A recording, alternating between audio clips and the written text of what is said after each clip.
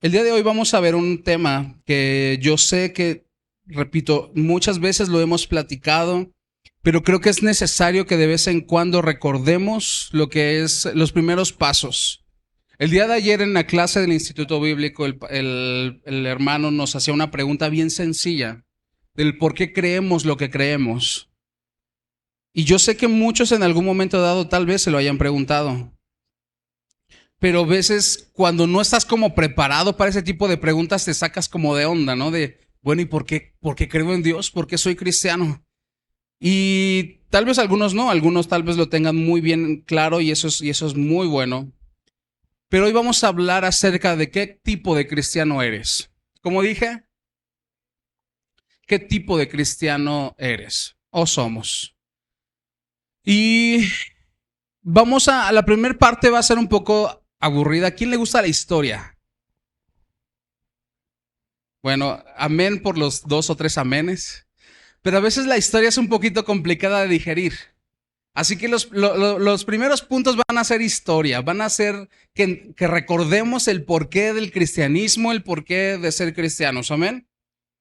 ¿Qué les parece si levantamos una oración? Señor Jesús, en esta hora te doy gracias por la oportunidad que nos das de poder escuchar tu palabra, Señor. Permítenos estar presentes aquí, Señor. Que nuestra mente, nuestro entendimiento esté aquí, Señor, y que podamos tomar lo bueno, desechar lo malo y poder ser hacedores y no solo oidores de esta palabra. Te damos gracias en el nombre de Jesús. Amén y amén. ¿Qué es el cristianismo? ¿Alguien quiere participar? ¿Qué es el cristianismo? Sin googlear.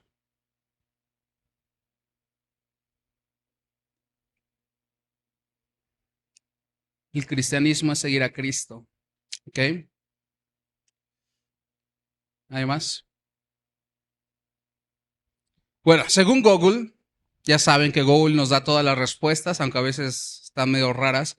El cristianismo es una religión monoteísta basada en la vida, enseñanza y muerte y resurrección de Jesús de Nazaret, a quien se le conoce o se le reconoce como el Mesías, el Cristo, el Hijo de Dios. Con casi 2.4 millones de seguidores, es la mayor religión del mundo, fundamentada en la Biblia, enfocada en la salvación y el amor del prójimo. Eso dice según Google, ¿no? Que eso es el cristianismo. Y entonces, ¿quién es un cristiano?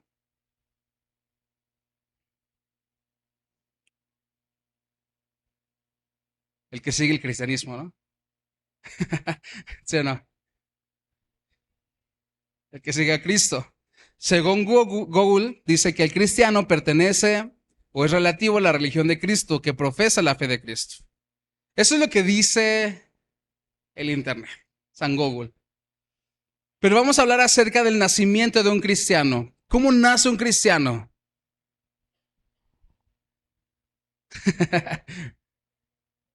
¿En el Pentecostés? No, pero hoy en día, ¿cómo nace un cristiano? Aceptando a Cristo. Y en ese tiempo, ¿cómo nació un cristiano? ¿Alguien sabe? ¿Por las enseñanzas de Cristo? ¿Algo así? Vamos a abrir Hechos 11:26, porque ya saben que si no hay escrituras, entonces es una palabra, ¿cómo se dice? Motivadora. Pero según la Biblia, Hechos 11:26, ¿qué dice?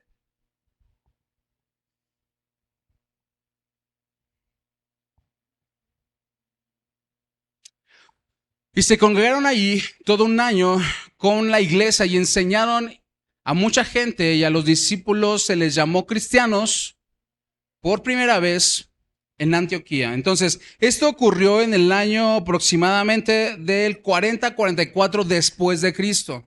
Es decir, cuando ya comenzó una persecución, entonces ya se les empezó a llamar cristianos. ¿Dónde es Antioquía? Lo habíamos visto hace unas semanas, ¿recuerdan? Antioquía era la ciudad cosmopolita de las más importantes en esa época. Vamos a llamarlo como una ciudad de México. Había de todo. Había de todo tipo de religiones, había de todo tipo de personas, de culturas, había comercio, había cultura, etcétera, etcétera. Entonces, este lugar era conocido por ser una potencia para el imperio romano. Y obviamente llegó la palabra ahí, curiosamente, después de la muerte del primer mártir. ¿Recuerdan quién fue el primer mártir del Evangelio, de la Biblia, de la historia? Esteban. Hechos 8 relata cómo apedraron a Esteban. Y curiosamente estaba ahí Saulo, quien habla justamente de este versículo, que se quedó todo un año ahí enseñando el Evangelio. Pero bueno, ¿y por qué te comento todo esto? Entonces los historiadores comentan que se les empezó a llamar cristianos no porque estuviera chido, no porque ellos dijeron como, bueno, ya somos un grupo grande, ¿cómo nos vamos a llamar? Se les llamó así a manera de burla, a manera de segregación, a manera de ponerles un apodo burlón. Es decir, cada vez que les decían cristianos es como si le dijeran, ahí va un fanático de Cristo, ahí va un loco por Cristo, ahí va alguien que se parece a Cristo, pero lo decían a manera de burla. ¿Y sabes cuál es lo más complicado de esto? Ahorita tú y yo nos llamamos cristianos y a veces nos da pena por cómo nos comportamos. Pero en realidad no tiene una connotación más o una complicación social. En ese tiempo sí. ¿Sabías que había todo un desarrollo? Después de que te llamaran cristiano, tu vida socialmente estaba acabada. Primero, si tú eras identificado como cristiano en esa época, en el siglo I, entonces era separado del sistema judío. ¿Por qué? Porque no estaba reconociendo sus jerarquías, no reconocía sus tradiciones. Entonces, con los tuyos eras fuche, ¿no? Pero ¿qué crees? Con el Imperio Romano tampoco encajabas. Porque el Imperio Romano lo que quería es que tú le adoraras a sus dioses, que tú participaras en sus rituales, que tú le llamaras Dios a sus señores. ¿Y qué crees? Pues tampoco encuadrabas. Entonces, para los romanos también eras un hereje. Y curiosamente, los cristianos en esa época eran culpados de cosas que, pues que nada que ver, ¿no? Por temas, por desastres naturales. Los culparon de haber quemado la ciudad. Si se acuerdan, si recuerdan esa parte, Nerón, por andar quemando cristianos, se le fue de la mano y quemó la ciudad. ¿Y a quién culpó? A los que estaban chamuscados, ¿no? A los cristianos. Y evidentemente había una persecución social. Si tú eras identificado como cristiano, eras acusado de ser ateo porque no adorabas a sus dioses y estabas en peligro de ser torturado, ejecutado o arrojado en sus juegos romanos, arrojado a los leones.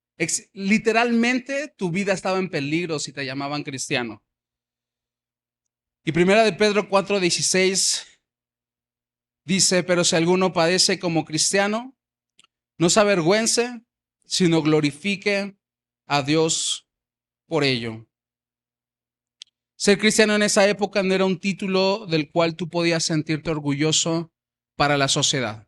Era un título que ponía tu vida en peligro. Era una proclamación de que tú eras un revolucionario real. ¿Hasta aquí estamos bien? Entonces, ¿ya recordamos de dónde nació la palabra cristiano? ¿Sí? ¿En dónde? Eso. ¿En qué año? En el año 40, 44 después de Cristo aproximadamente. Amén. ¿Estamos bien? ¿Sí o no? Si no, volvemos a empezar, no se preocupen. Entonces, ¿quién era Cristo? Ya vimos por qué llamaban cristianos, ¿no? Porque se parecían a Cristo. Bueno, ¿y quién era Cristo?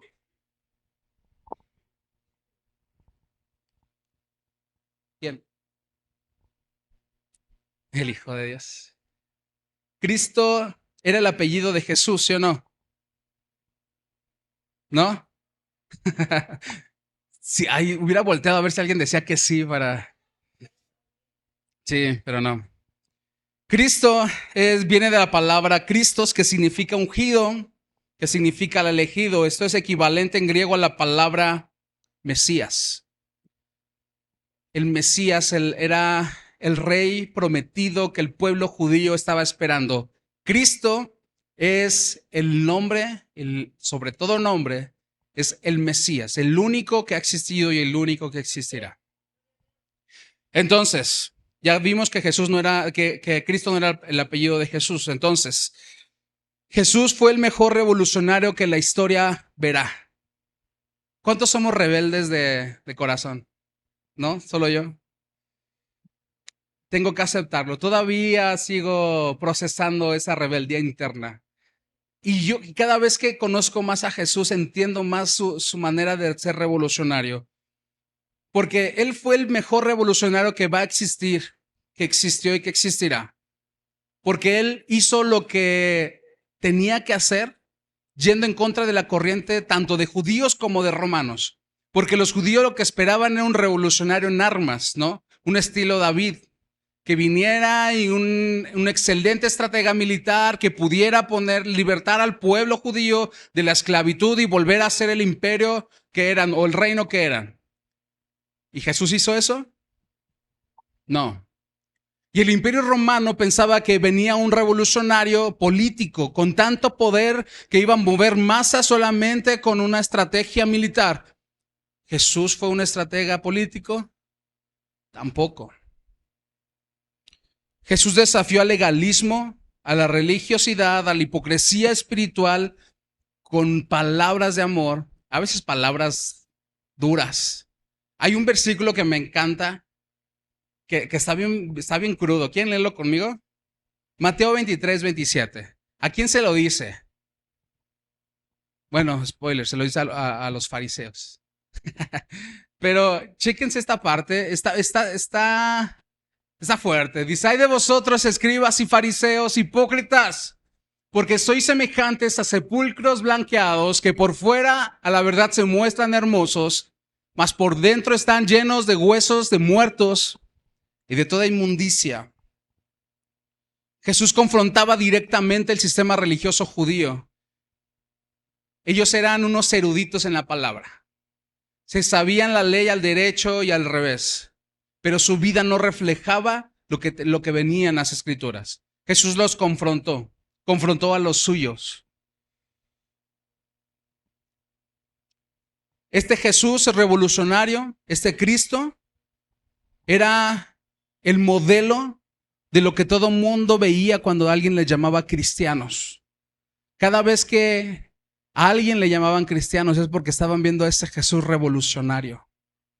Estaban viendo a ese Cristo que confrontaba la religiosidad, que confrontaba el legalismo y que buscaba siempre transmitir amor. ¿Cuántos dicen amén? Entonces Jesús cambió completamente el concepto que tenía en ese momento el poder. El mundo romano lo que buscaba era tener dominio, poder, autoridad militar. Pero Jesús enseñó todo lo contrario. Mateo 20, 25 dice: entonces Jesús los llamó y les dijo: como ustedes saben, los gobernantes de las naciones los dominan y los poderosos les imponen su autoridad. Pero entre ustedes no deben de hacer así.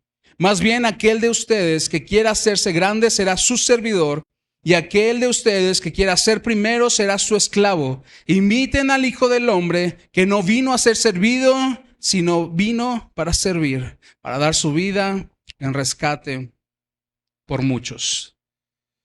Jesús cambió completamente el concepto del poder, el concepto del servicio, el concepto de las jerarquías. Abolió todo eso con ejemplo, con palabra, pero sobre todo con ejemplo. Y entonces cada vez, repito, que alguien llamaban cristiano, estaban viendo a ese Cristo que tenía autoridad sobre lo natural y lo sobrenatural. Amén.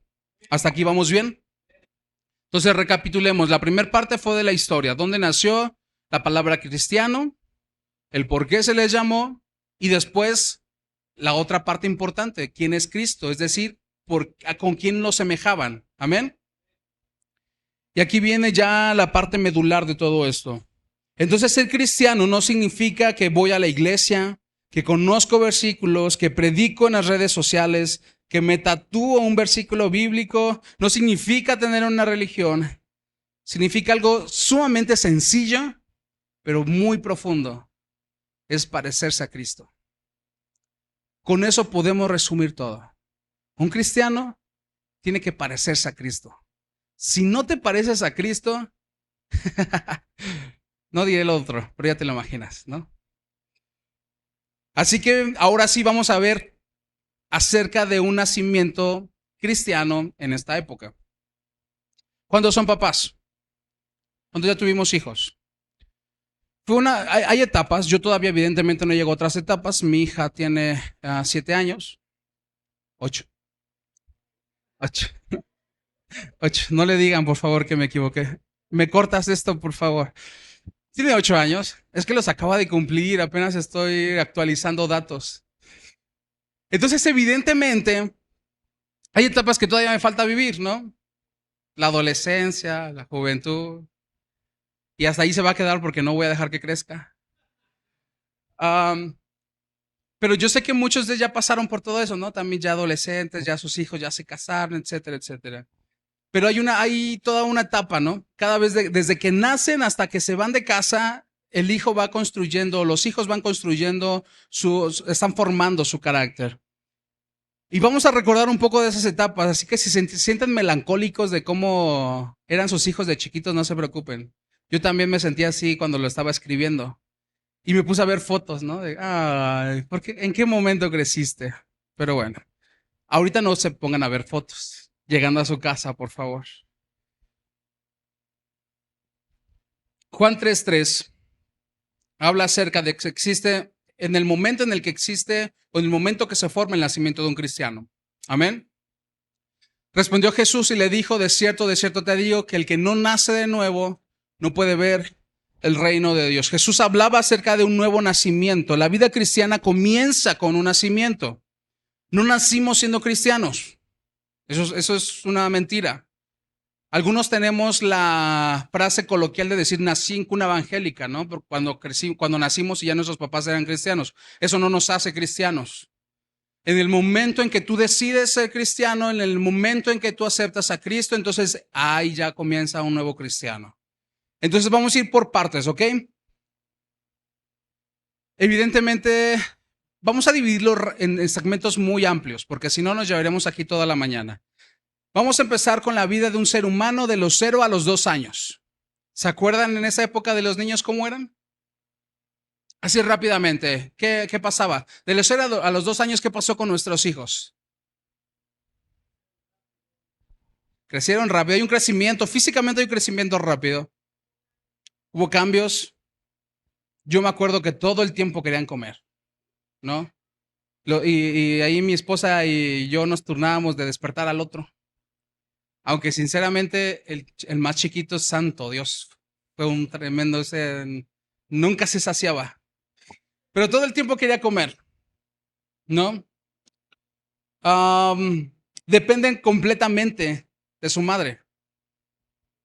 Bueno, hago un paréntesis. Hay casos en los cuales evidentemente hay recién nacidos que no tienen mamá, es decir, pudo haber muerto en el parto. Hay recién nacidos que cuando nacen su núcleo familiar está descompuesto y eso es otro tema. Ahorita vamos a hablar como de lo natural, vamos a llamarlo así, ¿vale? Entonces, naturalmente, ¿cuál es el ciclo de un ser humano? Nace, crece, se reproduce, muere. Eso todo el mundo lo hacemos desde la primaria. Yo le agregué una cosa nada más, madurar. Nace, crece, madura, se reproduce, muere. ¿Ok? Primera de Pedro 2:2. Vamos a hablar acerca de cuando nacen. Desead como niños recién nacidos la leche espiritual no adulterada para que por ella, ¿qué dice? Ok, entonces cuando un niño nace, físicamente estamos hablando de un niño, de tu hija. Cuando nacen, comienza una etapa de crecimiento. Los primeros 2 años es un crecimiento rápido porque todas las vitaminas y todo lo que ellos necesitan son transmitidos a través de la leche materna. Comienza un aprendizaje y comunicación, sus pequeños balbuceos, comienzan a ser dependientes completamente de su mamá. Y eso es hablando de un nacimiento físico. ¿Y cómo podríamos asemejarlo a un nacimiento espiritual? ¿Qué es lo que pasa cuando nace un cristiano? ¿O qué es lo que debería de pasar? Cuando nace un cristiano, Hay una dependencia y debe de haber un hambre espiritual. Al igual que un recién nacido, todo el tiempo quiere estar comiendo. Un recién nacido espiritual, todo el tiempo necesita estar alimentando su espíritu. Todo el tiempo necesita estar saciando esa hambre y esa sed que solamente la palabra le puede dar. Comienza una dependencia completa de Dios. Una dependencia completa ¿de quién? De Dios. Y evidentemente comienza a aprender lo básico. Discipulado, enseñanza, comienza a crecer en comunidad. Y aclaro algo. Yo no estoy hablando de que un cristiano recién nacido necesita tardar 2 años en esto. Asemejé el tiempo porque, a diferencia de los niños, el crecimiento de un niño sí se va midiendo con el paso del tiempo. El crecimiento de un cristiano no. Porque puedes llevar 50 años y ser un recién nacido. Ya no dijimos amén. Después de los 2 años, vamos a la siguiente etapa, de los 2 a los 7 años. ¿Qué es lo que comienza a pasar en un niño o una niña en esta etapa?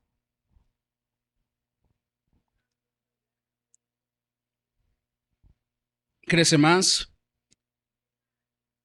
a conocer más ¿cómo se llama eso? Sí, su curiosidad empieza a aumentar, o sea, a entender un poco más el porqué de ciertas cosas. Ya nos balconean a los papás, ¿sí o no? Como ya saben hablar, ya nos andan quemando con medio mundo, ¿no? Yo todavía recuerdo varias veces que mis hijos ahí me andaban acusando con mis papás. Todavía lo siguen haciendo, pero ya les puedo dar un patín y ya. No, no es cierto. Ya hay más confianza con su entorno, porque algunos ya empezaron a ir al kinder, ya empezaron a ir a la guardería. Los que crecieron con hermanos, por ejemplo, su confianza se desarrolla aún mayor. Y ya comenzaron a tener una identidad.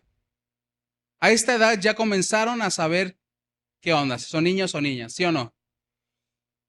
En la vida cristiana también hay una infancia espiritual. Aquí los nuevos creyentes aprenden fundamentos básicos y forman hábitos espirituales. ¿No te has preguntado, por ejemplo, los que tenemos más tiempo en el camino, siendo honestos, tenemos de repente hábitos espirituales bien chafas? Nuestras lecturas y devocionales no son lo que deberían de ser. Lo dejamos como que una vez a la semana. Algunos. Aquí no, ¿verdad? Es una iglesia allá en Rusia. No, porque Rusia así anda en guerras. Entonces, una iglesia allá en otro lugar. Entonces, de la infancia espiritual comienzan los hábitos espirituales. Comienzan tus hábitos como cristiano. Si en esta etapa tus hábitos son malos, déjame decirte que serás un adulto con hábitos horribles. ¿Estamos aquí? Ya saben cuál es el truco. Si alguien se enoja, nos arreglamos con un café o con unos tacos. No hay más. Y después de esta parte vamos a hablar ahora de la adolescencia. La etapa más bonita, ¿verdad? De los jóvenes. La adolescencia vamos a marcarla entre los 11 y los 17 años más o menos. Algunos adolescentes se les acaba como a los 40, pero ese es otro punto. A los 50. Entonces, esa es la segunda adolescencia, ese es otro tema que también está interesante. Un paréntesis, ¿sabías que hay muchos adultos de repente que hoy en día vemos y dices, ¿qué onda contigo? Llegan así con hábitos de adolescente y con que quieren irse, ¿cómo dicen la juventud, ¿cómo decía este chiste? Como dice la chaviza, ¿no? Vámonos al antro, ¿no? Eso pasa, eso se llama regresión. Muchos adultos que tuvieron una etapa complicada saltaron etapas de su vida. Y ahora cuando son adultos y ya no está esa carga, pues bueno, su subconsciente los regresa, pero eso es otro tema, que también está interesante. Pero bueno, entonces hablemos de los adolescentes. Los adolescentes ya tienen una identidad más o menos establecida, ¿no? Porque está justamente en esta etapa como de que todo les duele, todos están en su contra, todo el mundo me mira feo, ¿no? Todos me odian. Empiezan cuestionamientos sobre la vida, ¿no? ¿Qué hago aquí? ¿Para qué sirvo? Mejor no hubiera nacido, etcétera, etcétera. Ya comienza una independencia, ya lo que menos quieren es estar con sus padres. Yo siento que varios están acordando de cuando eran adolescentes. Yo no hace mucho, o sea, algunas etapitas atrás ya. Pero también empiezan dudas, empiezan muchas cosas que también se asemejan a un adolescente cristiano. El adolescente cristiano es aquel que empieza a dudar de su fe. Es aquel que tiene crisis existenciales sobre su fe. Es aquel que todavía sigue batallando con tentaciones y que sigue cayendo en las mismas, que sigue cayendo en pecados. Y aclaro algo. Tener dudas de repente de tu fe no está mal. Porque eso significa que buscas respuestas. El problema muchas veces es en dónde buscamos esas respuestas o lo que hacemos con esas dudas. Un adolescente espiritual es aquel que dice, es que no me saludan en esta iglesia, mejor me voy a otra donde sí me hagan sentir bien. Un adolescente espiritual es que el primer viento que llega, su fe se cae y deciden mejor cambiarse de religión, porque como que esto no es lo mío. Y después de esto viene la etapa en la que espero que todos estemos, que es la madurez espiritual. La madurez en un cuerpo físico suena redundante, ¿verdad? En un ser humano, vamos a ponerla que es entre los 25 y los 40 años, más o menos. A esta edad, tu cuerpo tu mente ya está lista para tomar decisiones más conscientes, para saber qué es lo que quieres acerca de la vida. Evidentemente, para formar una familia. En esta etapa, tu cuerpo tu mente te da para poder formar familias. Hay personas que se adelantan. Ese es otro tema. Pero físicamente está entre los 25 y los 45 el hecho de ser considerado ya como persona madura. En lo espiritual, ¿cuáles son las características de un cristiano maduro? Su carácter es firme. Tiene estabilidad en su fe. Sirve a los demás. Y es un discípulo. Hay una gran diferencia entre ser cristiano y ser un discípulo. Bueno, no debería. Pero hay una diferencia actual de llamarse cristiano y de ser un discípulo. Porque en realidad, en el original, un cristiano es un discípulo. O así era. Ahora ya no sabemos. Y eso está feo, ¿sí o no? Efesios 4. Efesios 4:11. El mismo constituyó a unos apóstoles y a otros profetas, a otros evangelistas, a otros pastores y maestros, a fin de capacitar al pueblo de Dios para la obra de servicio, para edificar el cuerpo de Cristo. De este modo, todos llegaremos a la unidad de la fe y del crecimiento del Hijo de Dios, a un varón perfecto que esté conforme a la estatura de Cristo. Yo tengo otra versión, por eso se ve raro. Así ya no seremos niños arandeados por las olas y llevados de aquí para allá por todo viento de enseñanza, por la astucia y las artimañas de quienes emplean métodos engañosos. Más bien, al vivir la verdad con amor, crecemos hasta ser en todo como aquel que es la cabeza, es decir, Cristo. Un cristiano maduro es aquel que sin importar las circunstancias, su fe sigue cimentada. Su fe es inamovible. Sus principios ya están bien establecidos y es capaz de poder afrontar las circunstancias y las tormentas confiando en que Dios dará paz en medio de la tormenta, no esperando a que pase la tormenta para que haya paz. Ese es un cristiano maduro. Amén. Y yo sé que aquí hay muchos, ¿sí o no? Amén. Ok. Como es que no nos sentí seguros. No se preocupen. A lo mejor estamos en una crisis existencial justo ahorita.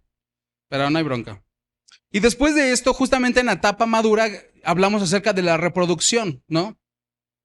La finalidad del ser humano también es procrear, porque si no, pues se extinguen, ¿no? La humanidad, aunque ahorita ya somos muchos. Entonces, de a uno o dos está bien. No es cierto. Si quieres tener, pues ya, tú y Dios y tu cartera, porque es caro tener hijos. Pero bueno, ese es otro punto. Entonces, un cristiano maduro también se reproduce. ¿Y cómo se reproduce? Pues bueno, Jesús nos dijo claro en Mateo 28:19, todo mundo tiene que ir y hacer discípulos. Un cristiano que no sabe discipular es un cristiano estancado. ¿Ya te reproduciste? Suena raro. ¿Ya discipulaste a otros? No, es que yo no sé. A lo mejor estamos leyendo Biblias diferentes porque la mía dice que si te falta entendimiento y sabiduría, pídesela a Él, ¿no? Porque Él te la da. Y si te falta conocimiento, también en la Biblia viene.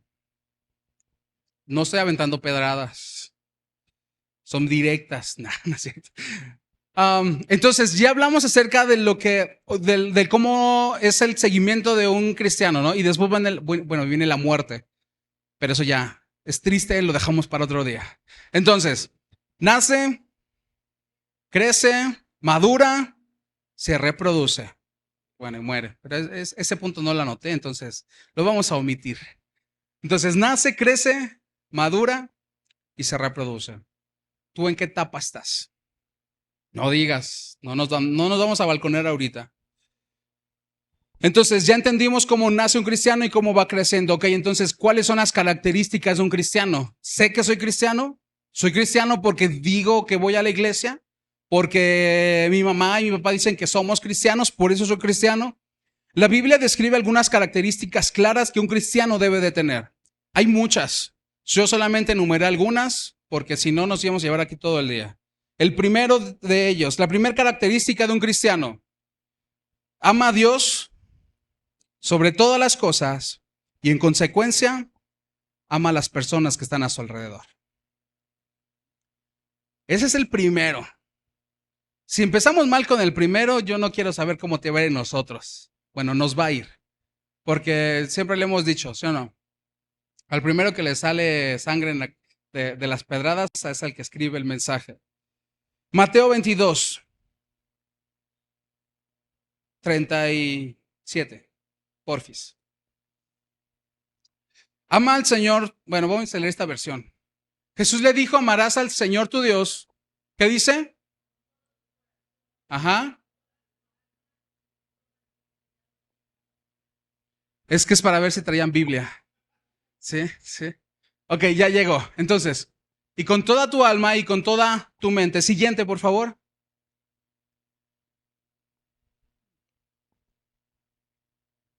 Bueno, este es el primero y el más importante de los mandamientos. El segundo se parece a este. En el versículo 39, ama a tu prójimo como a ti mismo. Y el 40 dice, de esos dos mandamientos depende toda la ley. De estos dos depende toda la ley. Así que, por si no nos queda claro, que la base de un cristiano es el amor, en Juan 33 nos lo vuelve a repetir. Este mandamiento nuevo les doy, que se amen unos a otros, así como yo los he amado.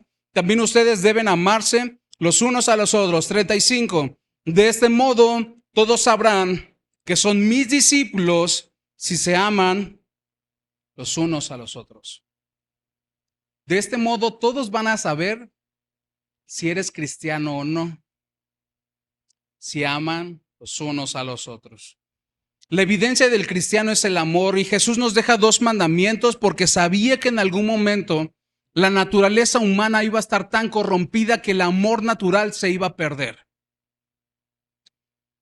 Lo hemos dicho y no me gusta, se los he comentado, no me gusta ver noticias, ya no.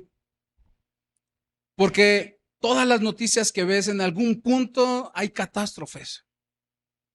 Hubo una semana, no sé si recuerdan, que estuvieron saliendo varias noticias de niños abandonados, de madres que dejaban a sus hijos, de personas que dejaban en bolsas de basura a recién nacidos. Y uno se podría preguntar, ¿pero qué clase de corazón tiene? El amor de muchos se iba a enfriar, el amor natural se iba a perder. Y Jesús lo sabía. Entonces él decía, lo lógico es que un cristiano ame a los demás. Eso es lo lógico. Pero yo sé que en algún momento la naturaleza humana iba a ser tan corrompida que iba a necesitar que se lo ordene. Entonces, si no te nace, Si no crees que eso es algo que nace de tu corazón, entonces hazlo por obediencia, porque de ahí comienza todo lo demás. Porque Jesús lo ordenó, es un mandamiento. Ama al Señor tu Dios. Y el segundo es semejante. Ama, ¿qué dice? Ama a tu prójimo como a ti mismo. Entonces, si no eres amoroso natural, sé obediente mínimo. Y con eso ya vas a empezar a ser un verdadero cristiano. Amén. Ya no hay tantos amenes, pero no hay bronca. Con un café nos arreglamos. Segunda característica de un cristiano, permanece en Cristo. Juan 15:5. El primero que Juan 5, Juan 15:5 al 8, por favor. El primero que le dé lectura. Porque el cañón está jugando con nosotros. Juan 15, del 5 al 8, por favor.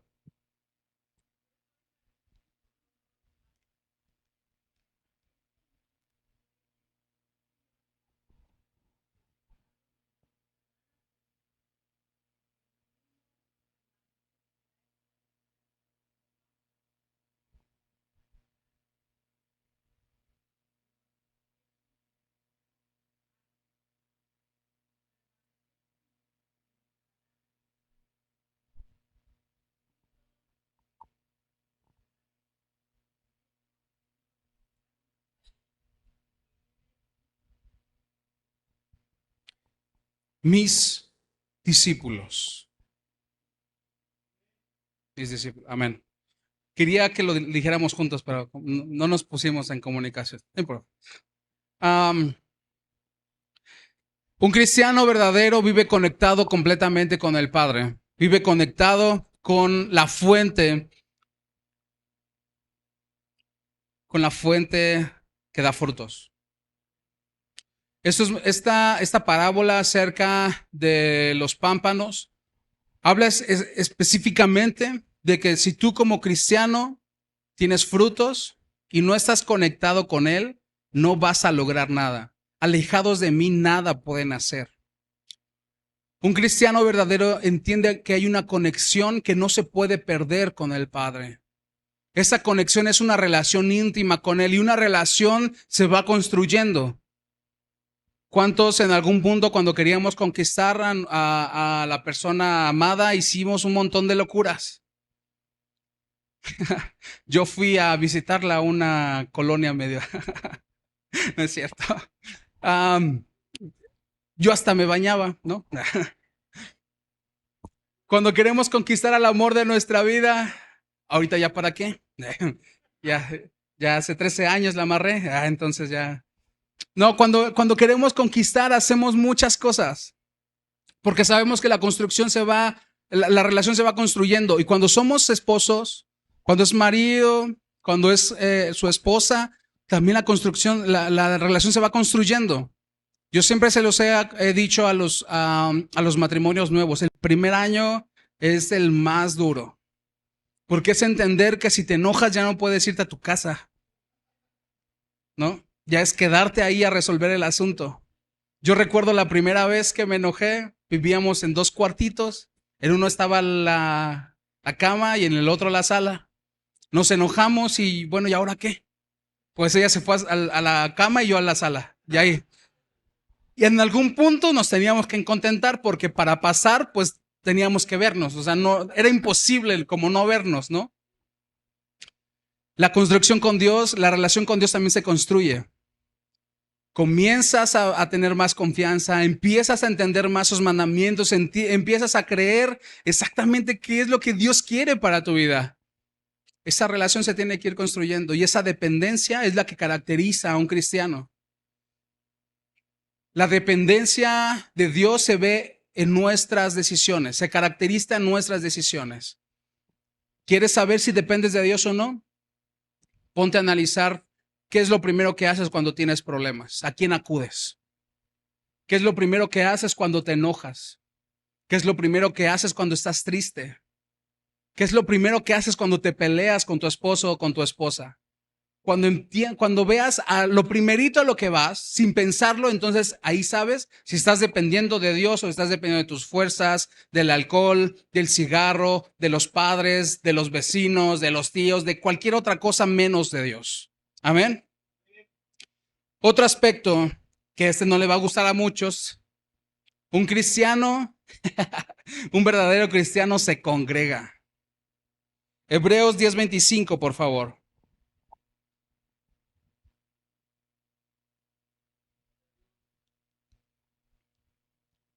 No dejemos de congregarnos como es la costumbre de algunos, sino anímense unos a otros y con más razón ahora que vemos que aquel día se acerca.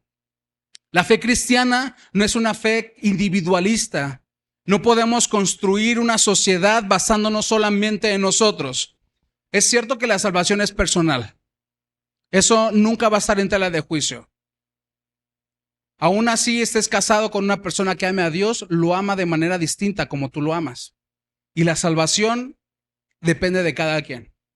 Sin embargo, el congregarse tiene una connotación mucho más profunda. No es solamente venir y sentarse. Eso no es congregarse. Una vez Jonathan lo estaba predicando. No es solamente esto. Es una manera física de expresar cuál es mi prioridad en la vida. Por medio de cómo me congrego, escucha, el cómo me congrego, estoy diciendo al mundo cuál es mi fe. Estoy reflejando cuál es mi prioridad.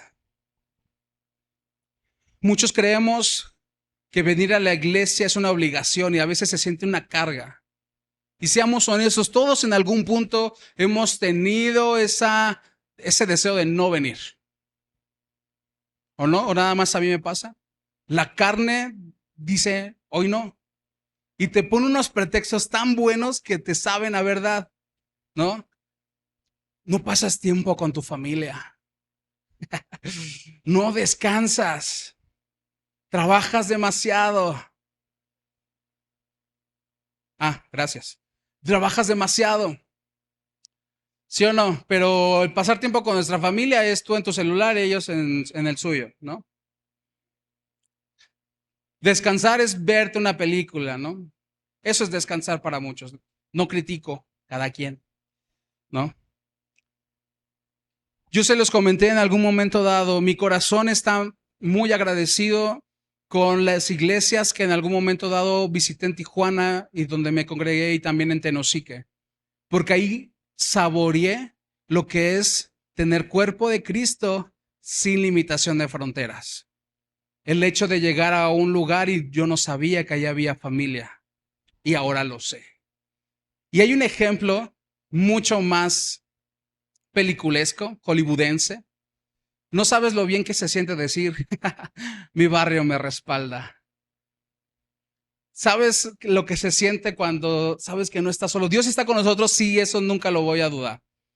Pero ¿sabes lo bien que se siente saber que no estás solo? Que si tienes una bronca va a venir tu papá, tu mamá, tu hermano, la cuñada, quien sea va a llegar. ¿Y por qué no sentirnos así de nuestra iglesia? El hecho de decir, tengo una iglesia que no me va a dejar solo. Tengo una iglesia que me respalda. Y eso solamente se construye en comunidad. Se construye haciéndolo juntos. Y decirle al enemigo, mi barrio me respalda. Así que eso es una característica de un cristiano, el congregarse. Amén. Me voy rápido porque ya se me está acabando el tiempo. Último punto de una característica, 2 puntos de una característica de cristiano: predica el evangelio y vive en constante transformación. Romanos 10:14 habla sobre predicar el evangelio. Ahora bien, ¿cómo invocarán a aquel que no han creído? ¿Y cómo creerán en aquel que no han oído? ¿Y cómo oirán si no hay quien les predique? Pablo está enfatizando la necesidad de predicar el evangelio. Es una orden lógica. Es decir, un predicador, la orden lógica es las personas tienen que invocar a Jesús para creer en él. ¿Y cómo van a creer si no le han conocido? ¿Y cómo van a conocerlo si no han escuchado de él? ¿Y cómo van a escuchar de él si no hay quien les predique? ¿Y cómo les van a predicar si tú y yo estamos tan cómodos aquí? Vive en constante transformación. 2 Corintios 3:18. Por lo tanto, todos nosotros que miramos la gloria del Señor cara a cara, cara descubierta, perdón, como un espejo, somos transformados de gloria en gloria en la misma imagen por el Espíritu del Señor. Y este punto es de los más duros. Un cristiano lleva una transformación continua. Somos seres imperfectos, pero constantemente estamos en transformación. Deberíamos de estar en transformación. Muchos hemos cometido errores y muchos hemos pecado. Y siendo honestos, muchos hemos vituperado la palabra, porque cuando estábamos aquí todavía seguíamos con un pie afuera en el mundo.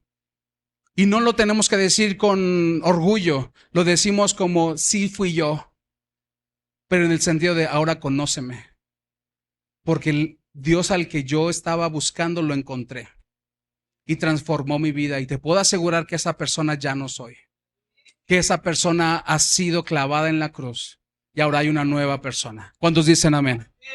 Y solamente para terminar quiero dejarte esta reflexión. La pregunta correcta no es si voy a la iglesia o si sé versículos o qué tanto sirvo, o si soy buena persona. La pregunta que te tienes que hacer diario es, ¿me parezco a Cristo? ¿Cuándo fue la última vez que alguien supo que eras cristiano por tu vida? ¿En qué etapa del cristianismo vas? ¿Eres un recién nacido? ¿Eres un infante? ¿Eres un adolescente espiritual? ¿O ya eres un cristiano maduro y estás listo para reproducirte? ¿O ya estás reproduciéndote en otros? Vas por buen camino. Tu carácter, tu vocabulario, nuestra manera de ser, nuestra manera de pensar, ¿realmente está reflejando a Cristo? En Antioquía empezó el momento en el que les empezaron a decir cristianos porque se parecían demasiado a Cristo, veían a Cristo en cada uno de ellos. Y si hoy nos juzgaran, si regresáramos el tiempo, toda esta iglesia se regresara a Antioquía, ¿habría suficiente evidencia para que nos llamaran cristianos? En realidad nos verían y dirían, ¿se parece a Cristo? Y yo no sé tú, pero cuando estemos al final de nuestros días y estemos en el tribunal, no van a preguntarle, a ver, Iglesia Redención, ¿Ismael era cristiano? No le van a preguntar al pastor, no le van a preguntar a su esposa, no le van a preguntar a la gente. Jesús mismo va a decir, sí, sí era, o apártate de mí que no te conozco. Y yo no sé tú, pero yo quiero escuchar bien, buen siervo fiel. ¿Cuántos dicen amén? Así que el final más dramático se los dejo para luego porque ya se acabó el tiempo. Pero quiero dejarte con esta reflexión. Pregúntate qué clase de cristiano eres, en qué etapa de crecimiento vas. ¿Qué es más importante para ti? ¿Las características de un cristiano sí están en tu vida? Y si no, no te preocupes. Ocúpate. Ocúpate en crecer. El crecimiento espiritual, a diferencia del físico, no se da por el paso del tiempo, se da por la toma de decisiones. Yo decido seguir a Cristo, yo decido cuánto seguir a Cristo, yo decido en qué prioridad de mi vida está Cristo. En eso está basado el crecimiento de un cristiano. Amén. Vamos a ponernos de pie para orar.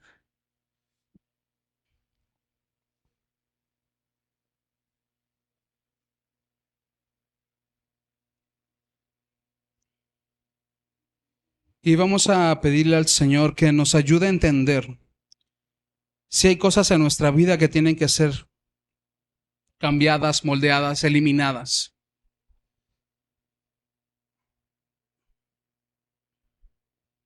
Señor Jesús, en esta hora, Padre, estamos delante de ti, tratando de entender, Señor Jesús, si tal vez nuestro nivel de cristianismo todavía